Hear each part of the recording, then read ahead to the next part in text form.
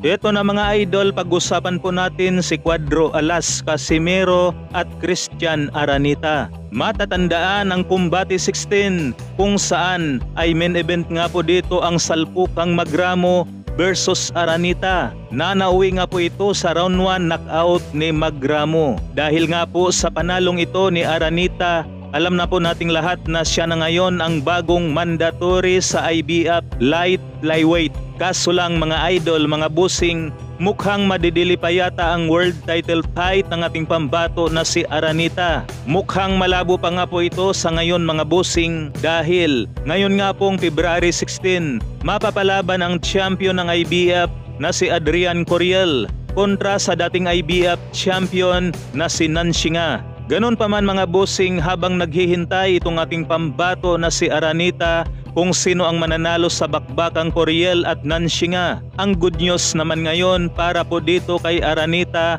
courtesy naman ito kay Bud Aratiles Boxing. Naayon nga kay Bud Aratiles Boxing mga idol, nagkasundo na nga raw sila ng Omega para ipapalabas sa kanyang channel ang lahat ng laban nitong si Christian Aranita, kasama rito ang ibang mga boxer ng Omega mga idol. Kaya naman ay marami na pong mga fans ang nag-aabang dito sa channel ni Bud Aratiles Boxing, na ang sabi naman ng ibang mga fans mga idol, ito na nga raw si Aranita ang susunod sa yapak ni Cuadro Alas, Casimero na maging 3 Division World Champion. Na para naman sa mga hindi pa po nakakaalam mga idol, na itong si Christian Aranita ang totoong tagapunas lamang noon ni Cuadro Alas Casimero sa Omega Boxing Gym. Pero habang pinupunasan nga po ni Aranita itong si Cuadro Alas, naturuan naman ito ni Cuadro Alas kung paano manuntok. Kaya naman ngayon ay malapit na nga pong maging world champion itong si Aranita.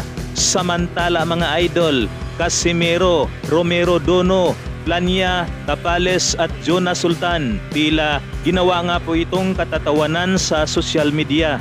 Di lamang yan, pati itong si Ole Joaquin Arrieta na ginawa niya naman itong senior citizens, na kung matatandaan nga po mga idol, itong si Ole ang pinakaunang nagpakalat sa Twitter na kaya nga raw ikasa ni Gibbons ang laban ni Tapales at Casimero para nga raw ito sa buwan ng Mayo. Kaso ang ending, mukhang nasunog na ang kanilang balita.